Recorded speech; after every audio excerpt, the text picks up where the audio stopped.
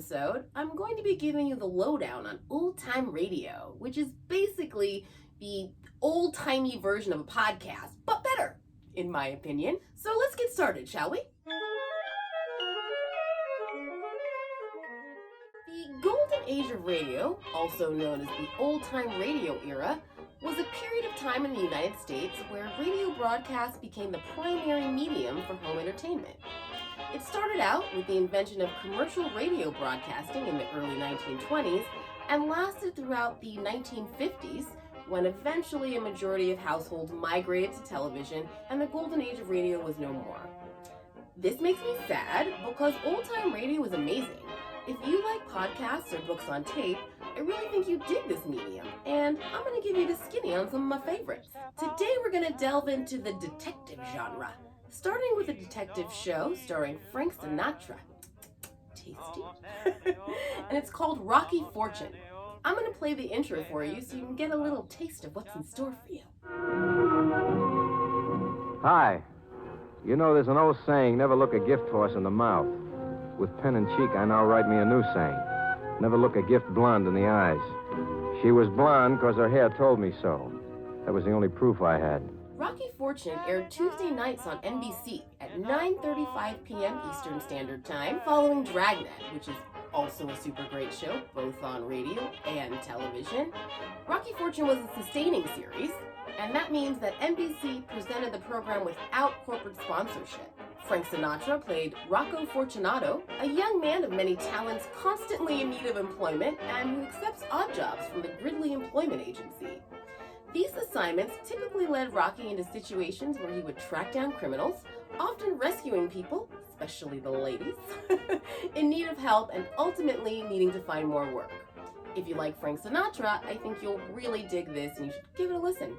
The next series I'm going to tell you about is called Candy Matson, and it stars Natalie Parks, who, as far as I know, was the only unmarried female private detective on radio at the time. I'm going to play the intro for you.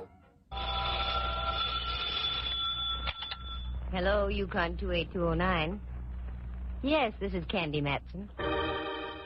This show was particularly groundbreaking as it starred a female private detective in a time when women were still very much marginalized in society and were generally relegated to the role of cute dumb secretary, double-crossing dame, or damsel in distress. Another interesting thing about this show was that it had a gay character in the form of her best friend Rembrandt Watson. So that was definitely progressive for the time.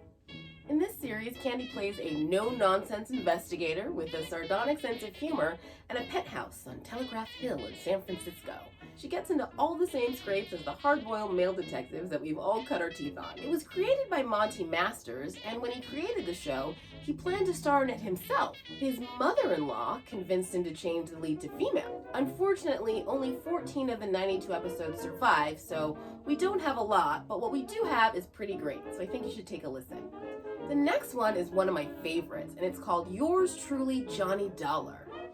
The show stars Bob Bailey, but one of my favorite actors, Gerald Mohr, also took a turn playing Johnny. I'll go ahead and play the intro for you.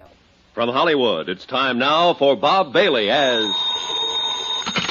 Johnny Dollar. Every case usually started with a phone call from an insurance adjuster calling on Johnny to investigate an unusual claim, a suspicious death, an attempted fraud, a missing person, etc.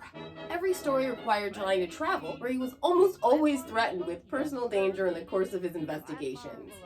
Even though each story is a standalone story, we do get to know the various insurance brokers as they come to Johnny for help. This show is masterfully done, and I definitely recommend it if you like a good old-fashioned, hard-boiled detective story. The next show is called Phillip Marlowe Private Detective, and it was created by Raymond Chandler and stars my favorite actor, Gerald Mohr. I'll play you the intro to Wet Your Whistle. They were born at the same hour on the same day of the same parents, and they were identical in beauty and talent. Only one was deadly, but the other was not. And I couldn't tell which was which until I found a green purse, a fresh corpse, and a pair of dancing hands. The show first aired on June 17, 1947 on NBC Radio under the title The New Adventures of Phillip Marlowe, with Van Heflin playing Marlowe. It was a summer replacement for Bob Hope. In 1948, the series moved to CBS, where it was called The Adventures of Phillip Marlowe, with Gerald Mohr playing Marlowe, and by 1949, it had the largest audience in radio. I like to think that's because of Gerald. Each case undertaken by Marlowe was a standalone case, and generally had him hunting down some crook or helping the standard damsel in distress. He gets into some pretty precarious situations, but somehow always manages to stay alive and solve the case. The very last radio show I'm going to tell you about is a little different and not as straightforward a detective series. This one's called Night Beat, and it stars Frank Lovejoy as Randy Stone, a reporter who covers the night beat for the Chicago Star.